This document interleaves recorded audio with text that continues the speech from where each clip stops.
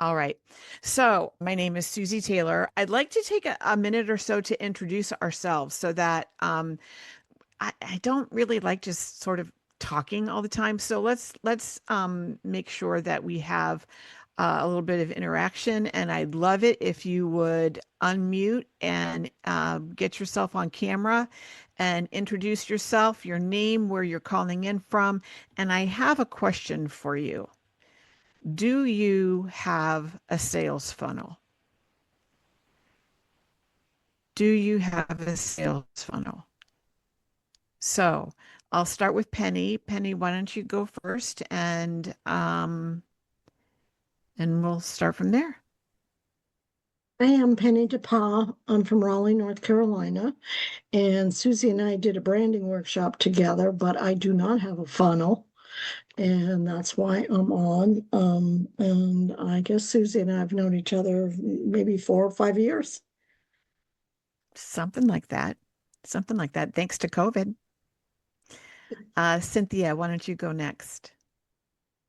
Hey everybody, my name is Cynthia Crisac, but I am not in France. I am in Houston, Texas, and I'm very happy to know these lovely ladies here. I have a type of sales funnel, but it doesn't seem to be working, so I'm interested in figuring out what's going on with that and how I might tweak it. Awesome. Richard, do you want to come off mute and introduce yourself? Hello, I'm Richard. I'm a retail technology guy. I don't have a sales funnel, and right now I'm in the process of building an artificial intelligence program for the retail industry that will help businesses define their strategy all the way down to its execution. All right. Let's move on to Jamie then. Jamie, can you introduce yourself? Hi, I'm Jamie from Birmingham, UK. I'm from England. I don't have a funnel per se. I'm a full stack web developer. So I have essentially kind of like a landing page, but it's not. Let me sit this on. Sorry. I wouldn't really call it a Okay. funnel, but it kind of is. I'm kind of building towards it. All right. Awesome. Awesome. Indira, you want to come off mute and introduce yourself? Hi. You can you hear me? Yes, absolutely. Okay. Okay. I'm from Puerto Rico. I used joined the class because I found it very interesting. I studied communications, and I would like to have my own business one day. And you know what?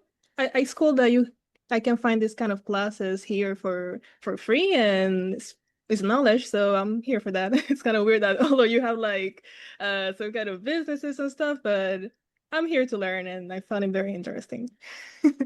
Awesome. Awesome. Well, I'm so glad that you're here. I'm going to go ahead and share my screen, maybe if it lets me. Come on.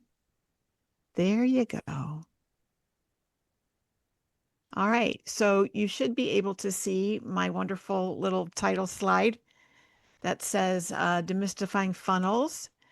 Um, so what we're going to go over today, let's move on to, yes, this is what we're going to go over today.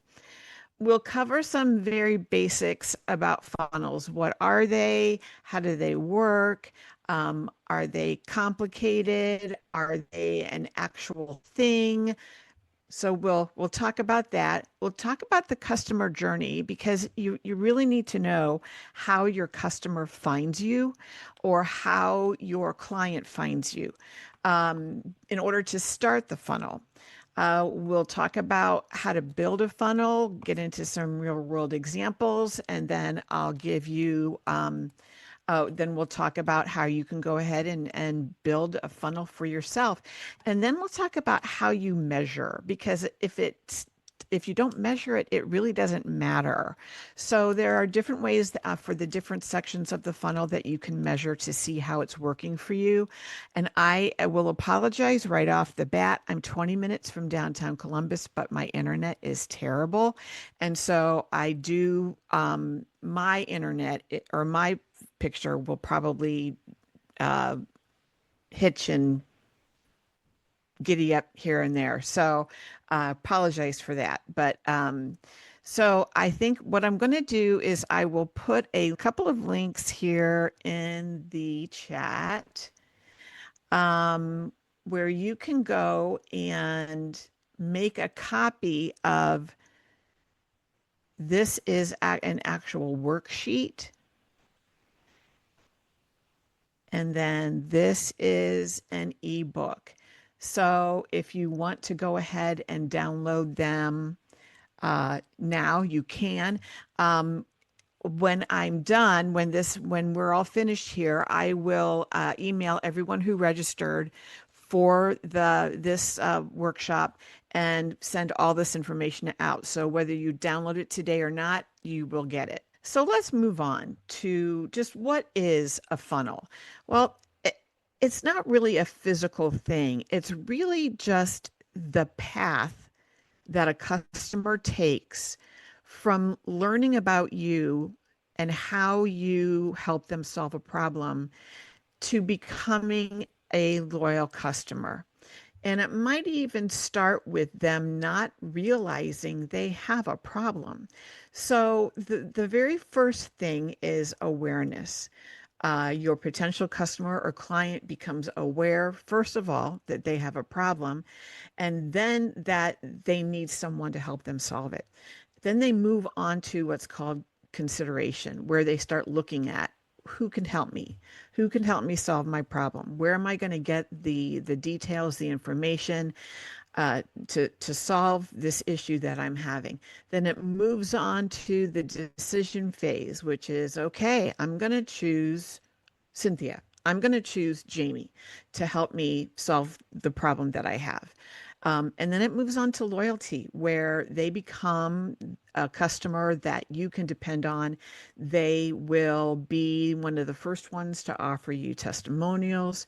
They will come back time and time again to purchase from you.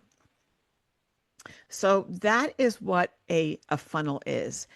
If you want to think of it, it is every interaction that you have with anyone out there who could be looking for your services. So that's a very broad way of looking at it, but we're going to talk about how you can get someone into your atmosphere and move them from I have a problem to you're the person I'm going to buy from. So why do most funnels fail? Well, first of all, very overcomplicated designs. Um, when people start in the funnel, they're really just looking for information. So if you start talking sales way too soon, asking for a commitment before you've built trust with someone, they're going to fall off. And then one of the things that we tend to forget about is after someone buys from us, we forget to stay in contact with them. And so staying in contact, sending a thank you note 2 weeks after someone purchases from you, um, being in contact with them, letting them know, hey, I'm having a special, um, or just developing a nurture email sequence after someone buys with you to make sure that they stay connected, that they stay in your habitat, they stay in your atmosphere. Um, and then the other one is we just don't really pay attention to how people buy. Someone when they make that decision to buy from you, people love to purchase. They don't want to be sold to. So, and the very first thing that the reason people buy is for emotional reasons. They have a problem. You strike a chord with them.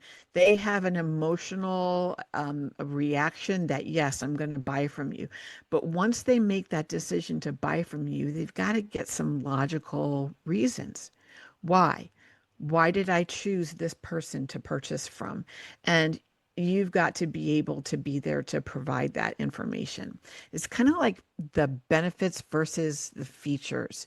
We are all so focused on the features of what we provide. our customers, our clients, they buy because of the benefits. And they buy because they see the transformation that your product will have for them. That's the reason they buy. Then they need to find, after they make that decision, then they need to back it up with logical reasons. Now, I said something a little earlier about story brand. Story brand is a particular lens to look through. Um, the story structure of the hero's journey starts out with there is a character who gets put into a situation that they have to solve, but they don't know how. So they find a guide. A guide shows them the way because that guide has been there before. That guide has experienced something to do with what this character's problem is. And that guide has the authority and the empathy to help someone figure out how to solve their problem. They provide them with a plan. They provide them with specific calls to action. This is what you do first. This is what you do next. And they show them the stakes. And that's pretty much your customer journey, your story brand customer journey. So it starts off with, first of all, your customer is unaware. They have to recognize that they have a problem. They have to become problem aware. They've got to feel the pain, but they don't know what solutions exist out there. Then they become solution aware and they realize I've got to start looking for this specific solution. Who's going to provide me with this solution to my problem? They investigate many different options of people who can provide that solution for them. And then they make their decision. Then they have delight. The customer becomes an advocate for the person who they purchased their solution from. So your customer is the hero of your story. Your business, your expertise is simply the guide. You are not the one who steps in and saves the day. You're the one who steps in and shows your customer how to save the day for themselves. So, this is what the customer journey is. Now, you need to know who this customer is. You need to know what their problem is and how you solve it. One thing to think about is the average customer looks at 3 to 5 pieces of content before they make a decision to purchase. So you've got to have that information out there so that you're the one that they're getting this information from. So this is what that customer journey looks like. Now, we'll talk about problems. We talk about the problem that your customer has. There are actually 3 layers, 3 problem layers to every problem. There's the external problem. There's the physical reason that this is a problem for your customer. Um, I've used this example before, but your mattress is terrible. You've had it for 20 years. It's lumpy. The springs are broken. You cannot get a good night's sleep. That's the external problem. My back is killing me. I am not sleeping. I am tired. That's the external problem. The internal problem is I am so emotionally tired. I just can't function. I can't make decisions. That's an internal problem. And then there's the philosophical problem. That desire for fairness. Damn it, I deserve a good night's sleep. I deserve a new mattress. I deserve to be able to go out, get a mattress that's going to give me a good night's sleep. Now, 87% of shoppers start their buying journey online, which means they're going to go to Google, Yahoo, Comet, Chat GPT, and they're going to ask, this is what my problem is. How do I solve it? And so you want to make sure that you have your information out there so that when this customer makes this request, and it's not necessarily that you have the right keywords anymore. It used to be so important through search engine optimization that you had to have the right keywords, the right phrases that people were using to search for your service or your product. People are asking questions now. They're going into ChatGPT and they're asking, I haven't bought a mattress in 20 years. I need to know how do I make the decision to buy a mattress? Who do I go to get that information? It's a full question that customers are asking now. It's not simply just a keyword or a keyword phrase. So those are the things that you need to think about when you are creating your content. Um, And it goes all the way back to knowing your customer and knowing what their problem is. So let's talk about what is the anatomy of the funnel. I love this. There's tofu, there's mofu, and there's bofu. So there's the top of the funnel, which is where your customers start out. They've got an awareness of what they're looking for, of what their problem is, and then they start looking for answers to their question. They're going to get this through their social media. They're going to get this through blog posts. They're going to get this through YouTube videos. They're going to get this through TikTok or podcasts. Those are the things that when they're simply looking for information. That's the top of the funnel. Then there's the middle of the funnel where they start thinking about, all right, this is the solution that I think I want. Who am I going to get it from? And that's where webinars come into play, case studies, your email sequences. If they get on your email list, or it could simply be a lead generator where they get on your email list and they download something from your website, 10 tips to purchasing the perfect mattress. And they get that from your website.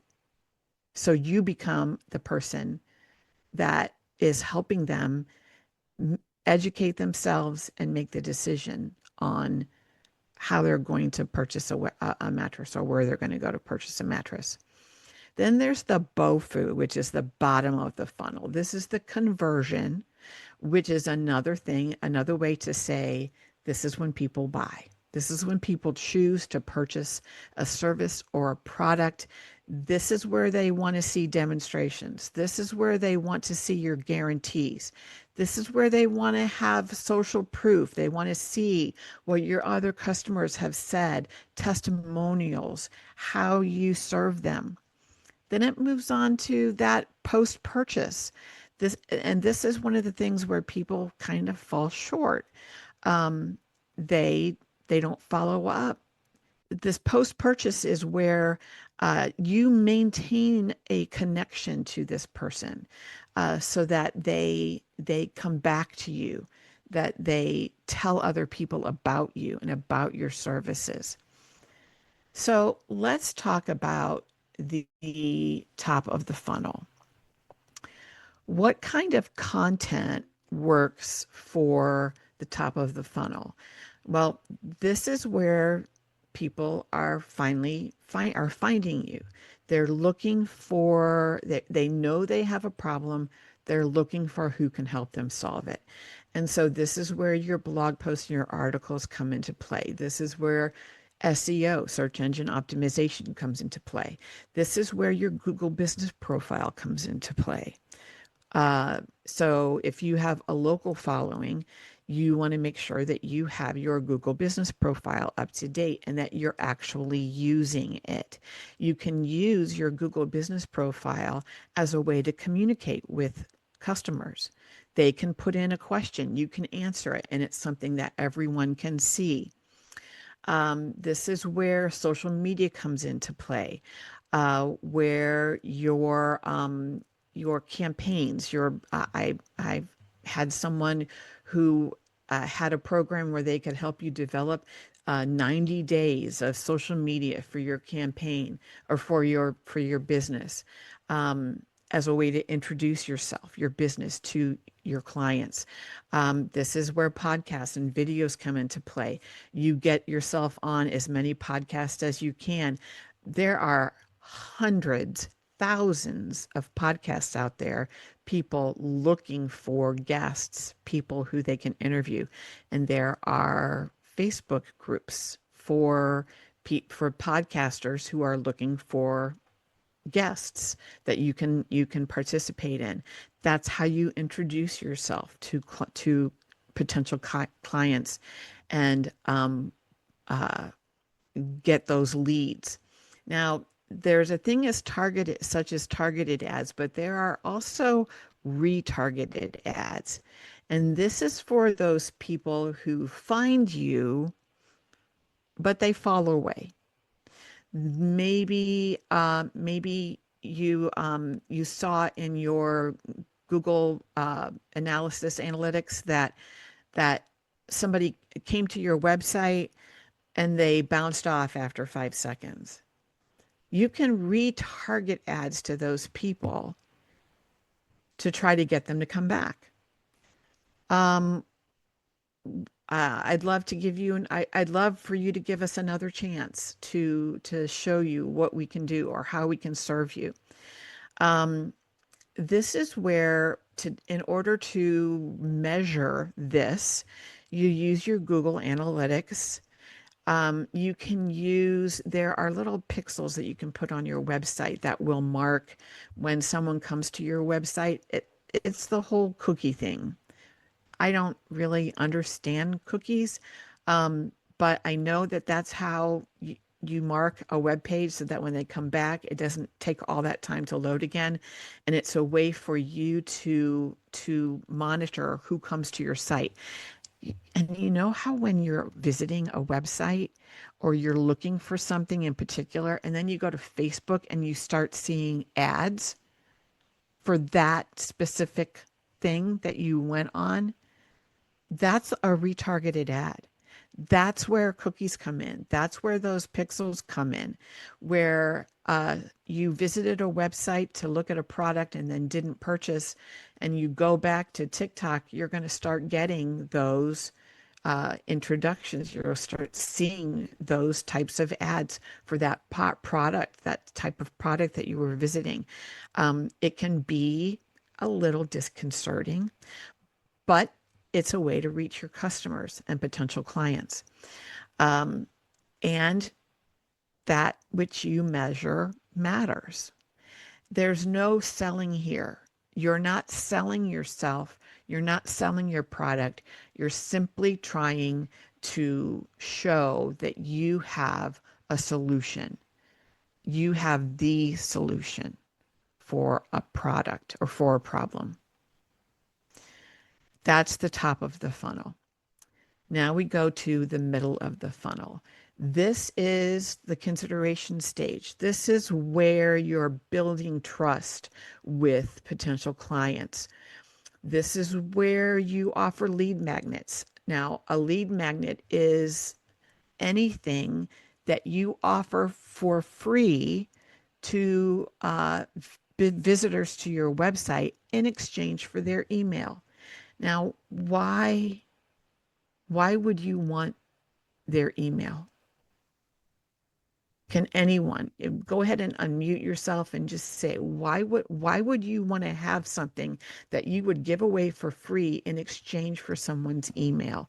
Just shout out your answer. Put them on your list. Put some on your email list. That way, yeah. When you're interacting on Facebook, Instagram, LinkedIn, you don't own those contacts. At any point, you could be kicked off, you can have your business page taken away. But if you have an email list, you then own those addresses. And you still have a way to contact your customers. This is when you build a nurture campaign, a nurture email campaign. You can email those folks. Did you download your 5 tips. If not, here's another link for you to download it. Then another email um, uh, where here are some other tips for whatever problem you had.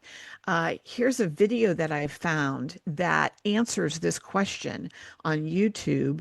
It's a video of a video podcast that I was on that answers your question. Here's the link to it. I'd love for you to go visit. Um, I'm holding a webinar on how to fix this problem. It's free. Come when you have someone's email address and they've given you permission to contact them. That's something else that you need to make sure that you have on your landing page. Something that they click that says, yes, you have permission to contact me.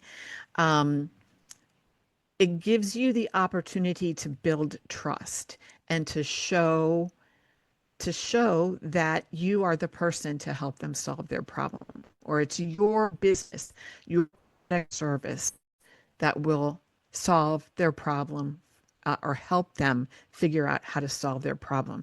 You can measure how well this is working by how many email signups do you have, how many downloads of your special free gift that you've had, how many people have attended your webinar.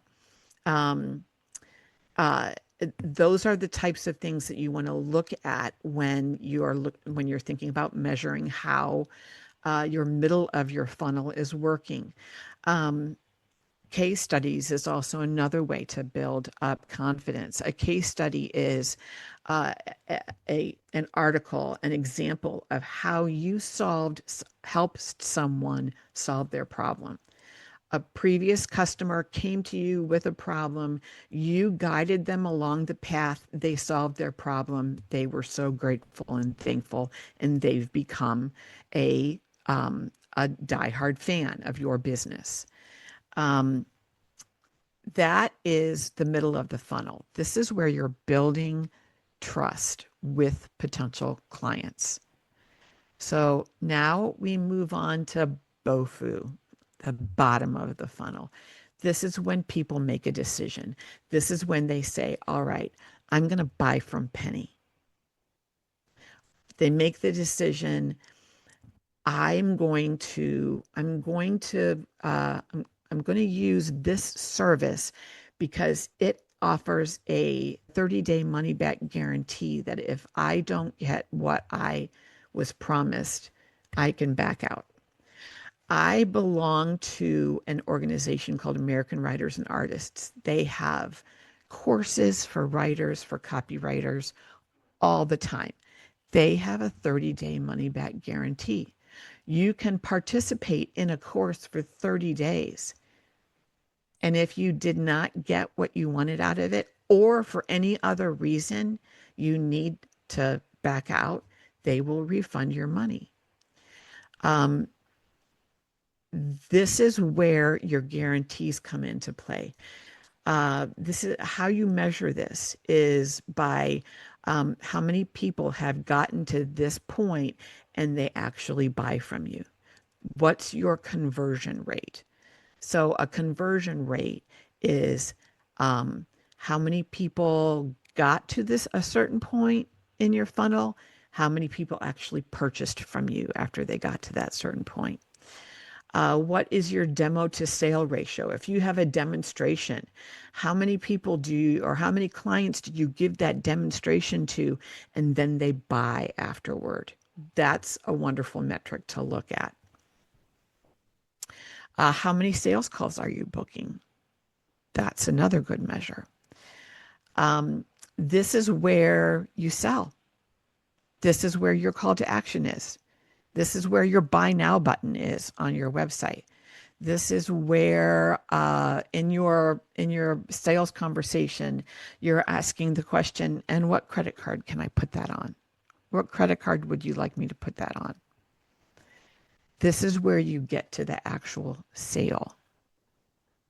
The bottom of the funnel is you're not going to have as many people there as you do at the top of the funnel. That's why it's called a funnel. Top of the funnel, you're appealing to many, many people. Middle of the funnel, you're weeding out, you're qualifying potential clients, potential customers. Bottom of the funnel, they're becoming customers of yours. Okay. So now we move on to post purchase. This is what some people call the delight stage. This is where you have a wonderful onboarding experience. Say you're a coach. You want to have an onboarding experience that guides your customers to that very first step to get that very first piece of success so that they feel like they're welcome, they feel like they're on the right path. Maybe there's a surprise bonus here. Maybe there's a referral program. All right, now you're in my ecosystem. If you refer someone to me and they purchase, I will give you a referral fee. Or I will take a certain amount of money off what you owe me for the service that you've paid me for. Referred customers spend 9 times more than non-referred customers.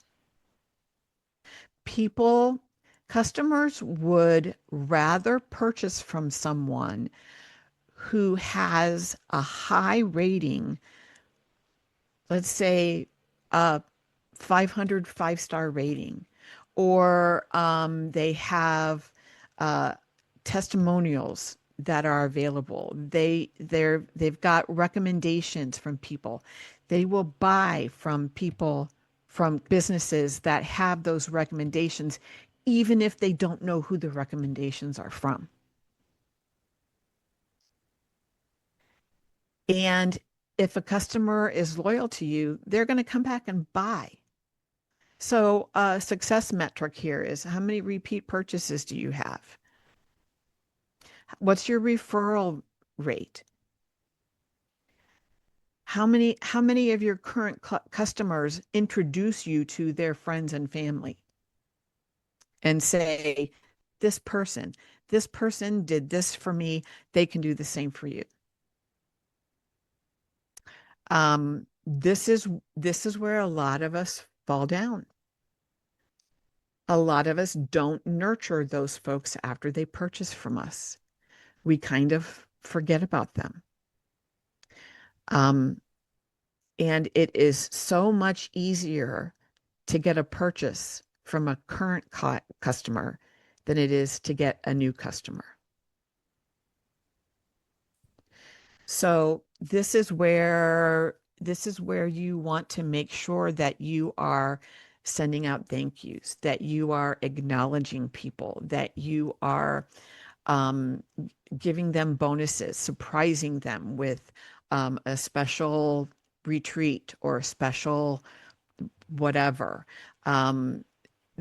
This is where your current customers really feel that you value them.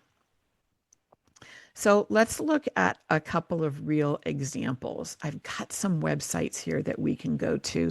All right. So this is Basecamp. Basecamp changed the way that they did their onboarding, and it increased their conversions significantly.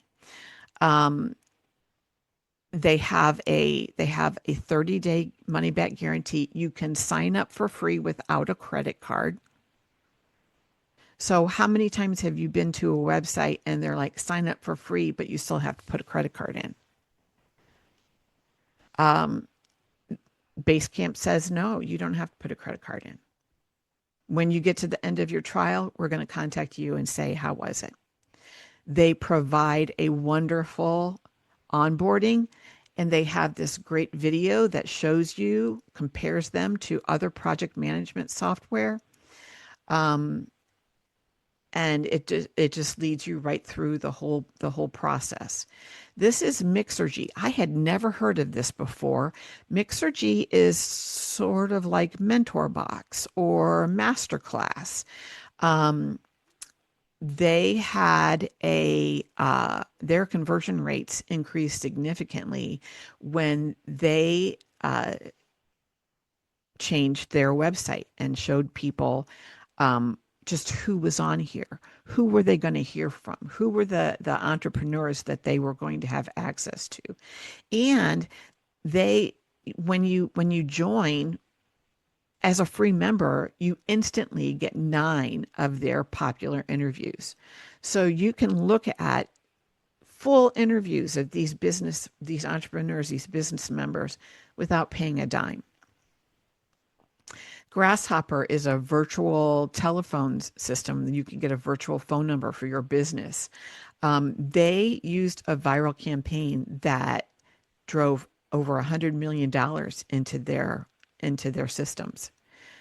And then here's Go Cardless. They saw a 130% increase in their sales after they guided people better through their system. All right, so can you see the Basecamp, Mixergy, Grasshopper, Go Cardless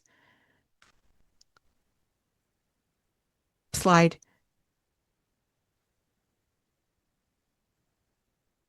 Okay, awesome, awesome, awesome.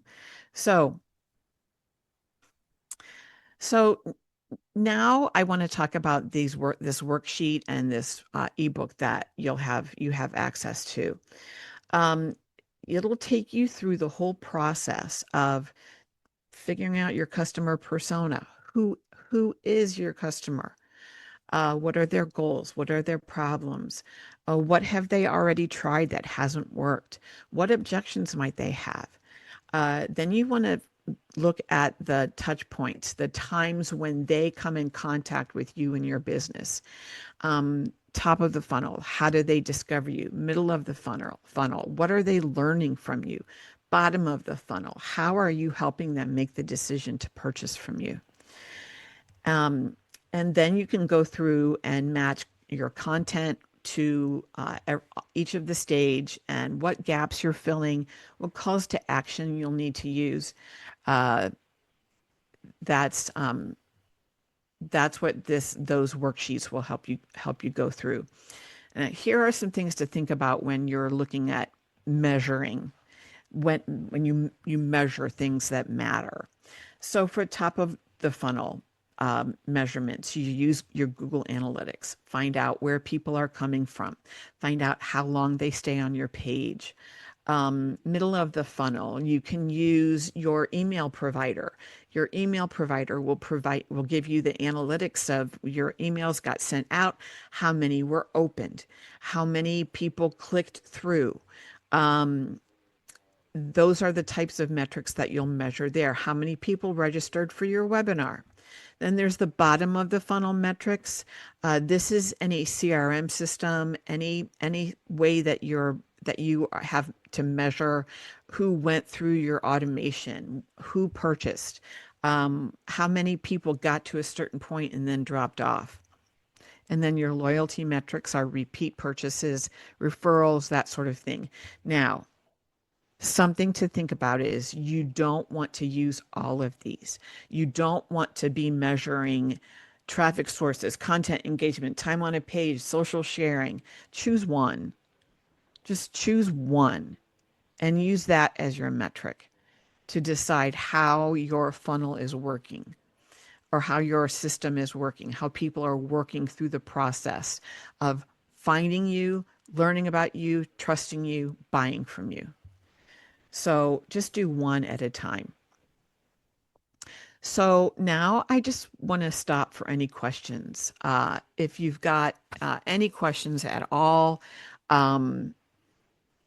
concerns, anything at all that you would like to bring up that we can talk about. Here are some questions to think about is where do customers get and then they fall off? Why? When they get to a certain point in that process of purchasing from you and then they fall off, why? Why did they leave? Were your directions not necessarily well spelled out. I went to their website and immediately I get this big black page that says your ad blocker is on.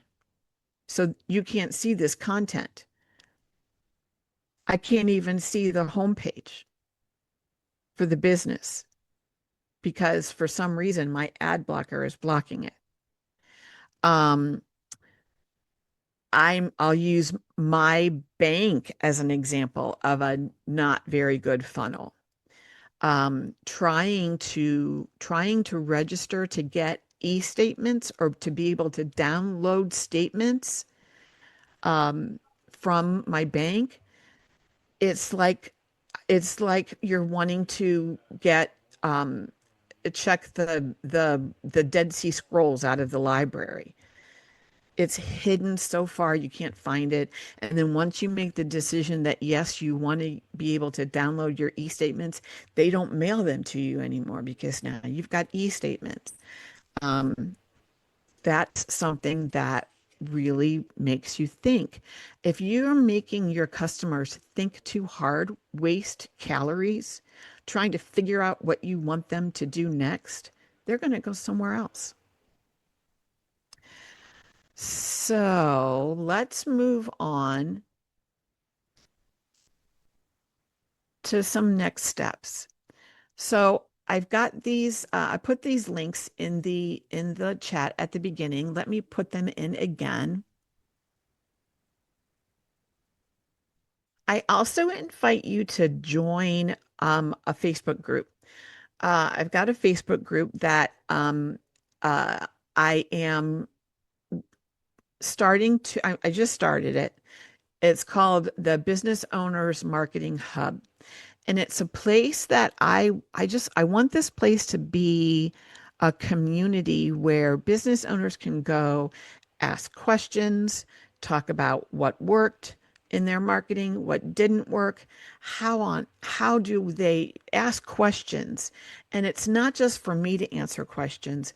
All of you have done certain things that have worked and haven't worked, and you can offer your ideas, your solutions to help other business owners. And so I will put the link to that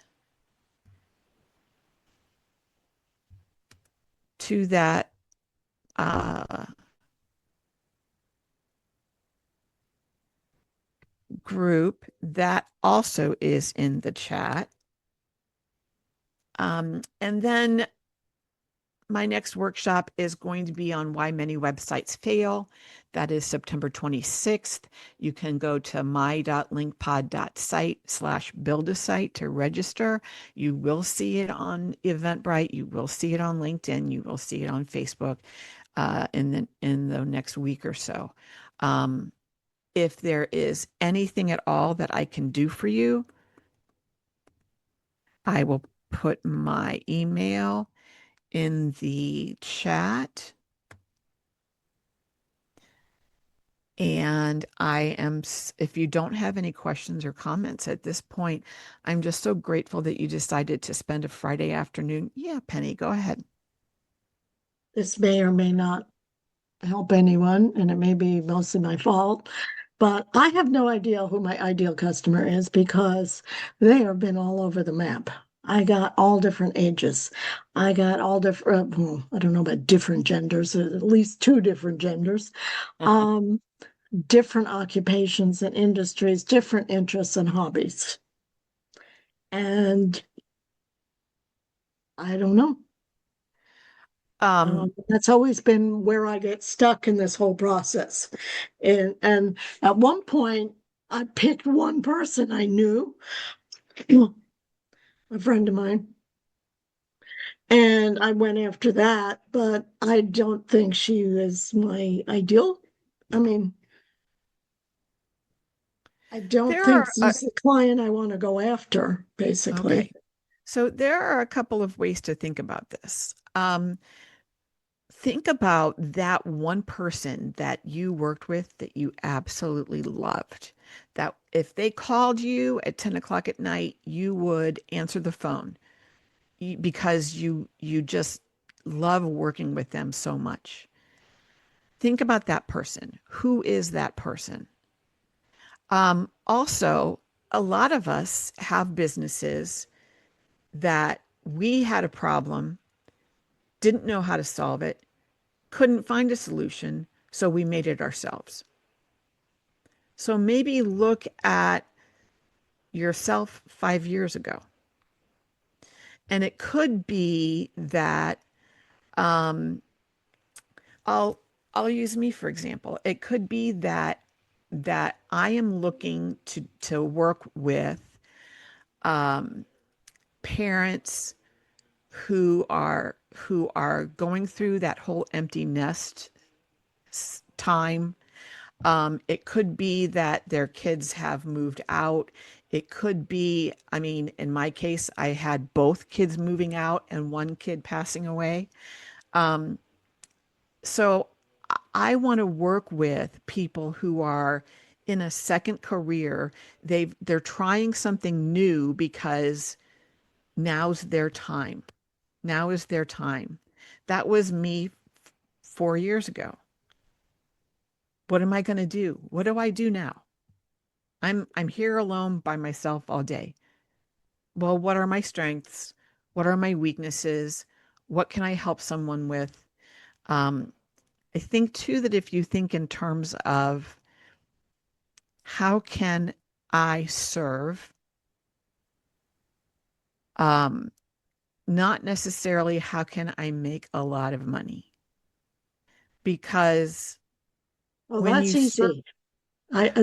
The clients that don't want to pay any money love me. yeah, yeah. You got to be careful about the words that you use. When I first started this business, I used to tell people, "Well, money doesn't matter. Money doesn't matter." So the universe is like, "Okay, fine.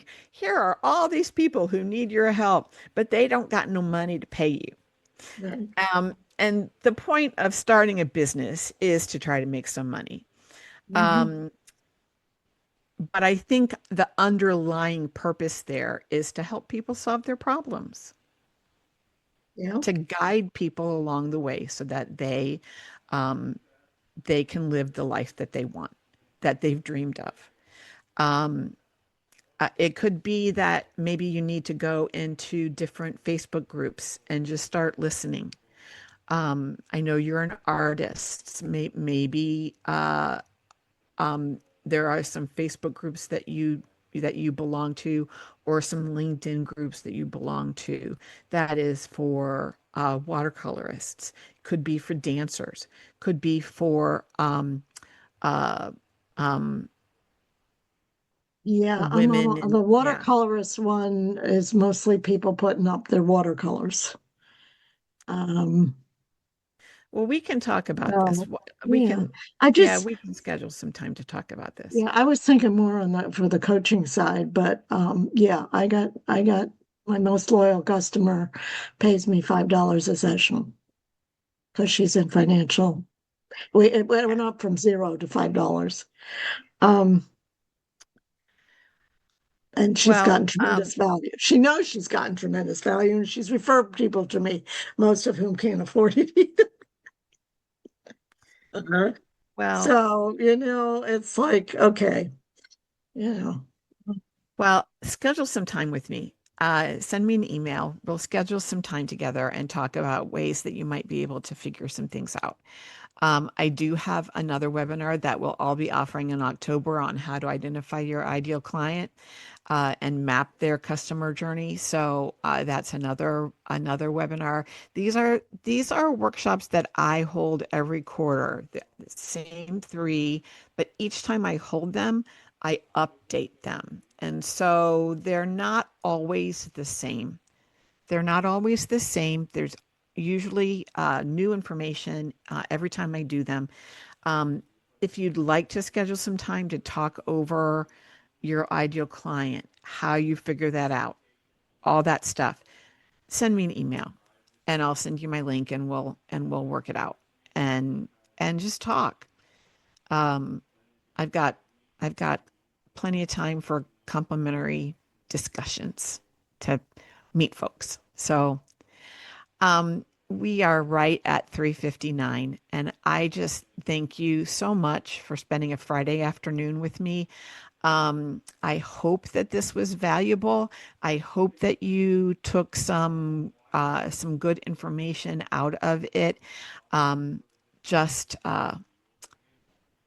enjoy your weekend. And here in the US, we have a 3-day weekend. So I'm sorry, Jamie. I don't know if you have Monday off in the UK, but we all do. So it's a nice long weekend here in the US. And thank you. Thank you so much for being here. I so appreciate you. You guys take care. Thank you.